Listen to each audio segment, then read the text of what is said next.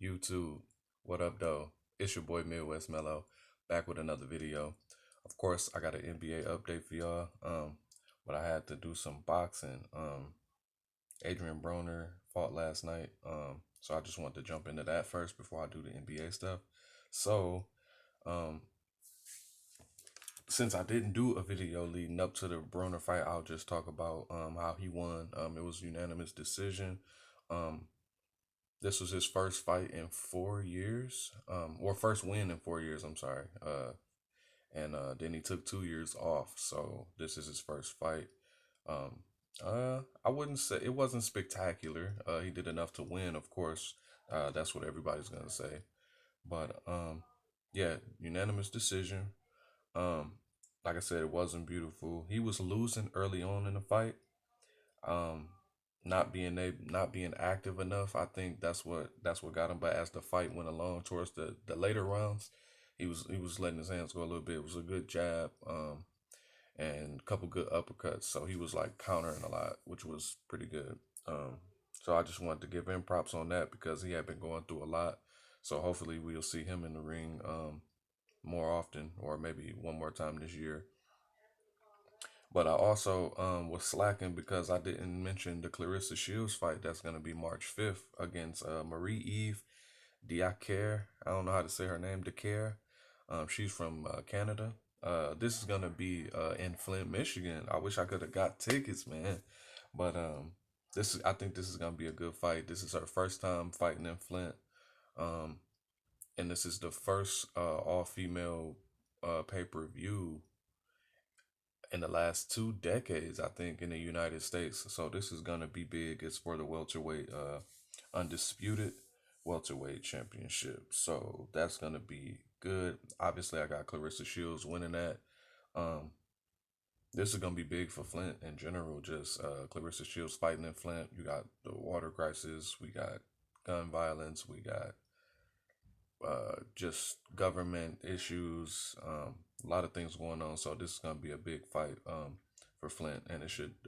If you enjoy boxing, I think this will be a pretty good fight. She always does a good job, like um, so that's gonna be good. So jumping into the NBA, Andre Drummond could be leaving Cleveland. I think it might be by way of buyout, but he could be getting traded. Who knows?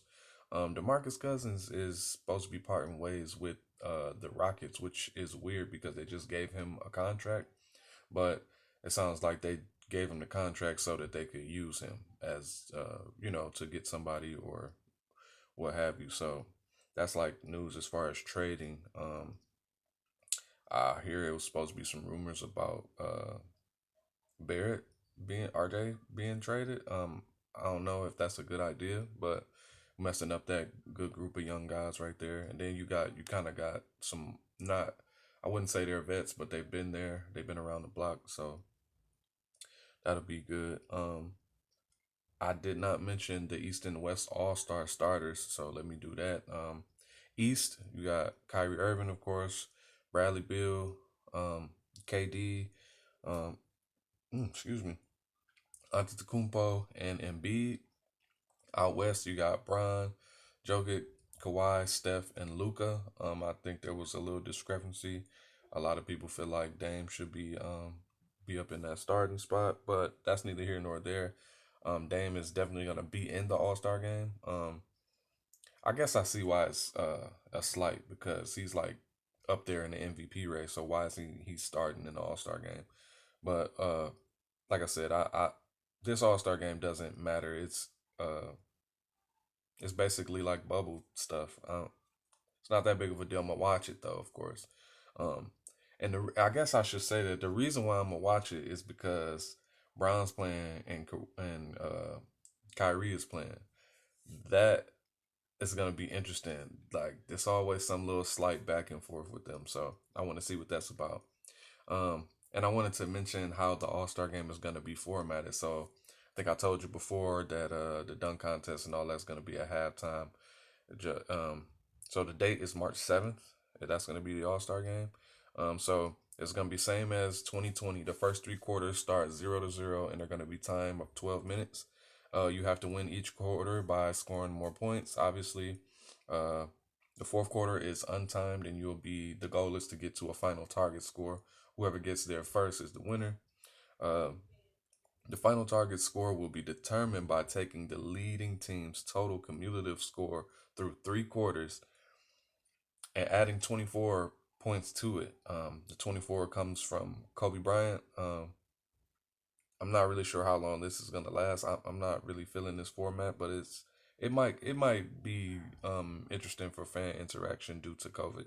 Uh, but whichever team reaches or surpasses the target score wins. I also want to shed light on two career highs. Joel Embiid dropped 50. Um, that's crazy. I can't remember what team it was. So I'm not gonna say the team because I don't want to be wrong. But then Jamal Murray also dropped 50. Now he's dropped 50 before, but this is a regular season high for him. So that's dope for him. He's an amazing scorer. Not really sure what's going on with Denver right now as far as where they rank out west. I'm gonna have to look into that when I do another video next week. Uh, Brooklyn versus the Lakers was pretty good. Brooklyn won that. Obviously, there was no KD and no AD for LA. So Brooklyn won that.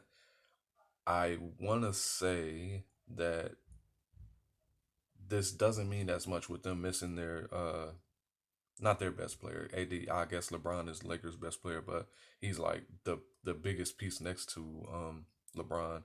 And then you got KD, which is that part of that three-headed monster in Brooklyn. So they were both lacking. Brooklyn got the dub. They were at home. So I'll be on the lookout to see if they face each other again this season. That'll be pretty good. Um, I guess we gotta talk about Draymond Green. So he spoke up a lot about teams and how they handle trading players and benching players and doing different stuff like that, and they blame it on the player, making it seem like they're holding out and things like that. Like this isn't football, so it's a little bit different. And I commend him for that.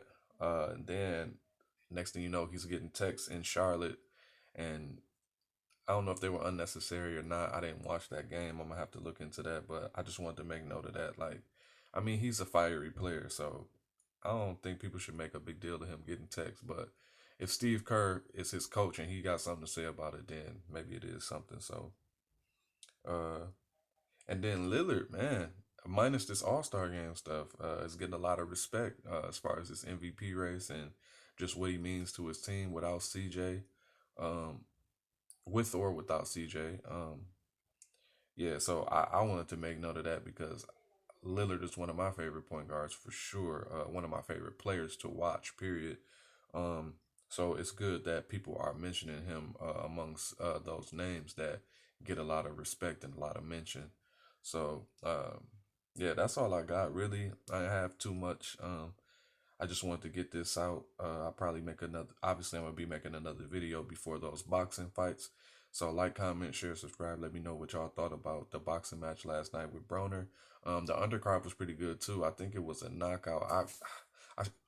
Excuse me. I should have made note of that, but somebody got knocked out. There it was a. I didn't see it, but I went back and watched it. I always come in late because I only look for the main event most of the time.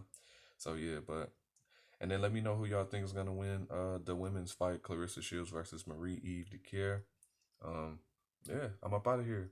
Deuces.